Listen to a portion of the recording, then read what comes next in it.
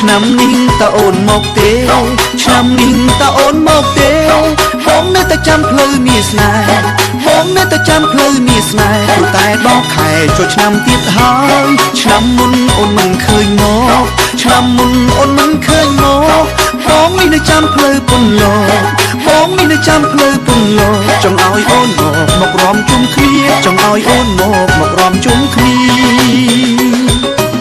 មិនក៏បងថាអញ្ចឹងស្រាប់ព្រលឹងអូនខ្វល់យកតែឆ្នាំមុនអូនមិនបានជួបពីមុនតែដល់ឆ្នាំនេះបងព្រួយបងខ្វល់យកជួបពីមុនតាមសន្យាហើយតាមសន្យាហើយអីលើដល់ខែចូលឆ្នាំអីលើដល់ខែចូលឆ្នាំ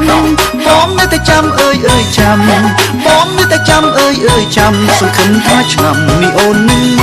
កសូមអូនយកចិត្តបងផងសូមអូនយកចិត្តបងផងព្រោះតែនឹកស្រស់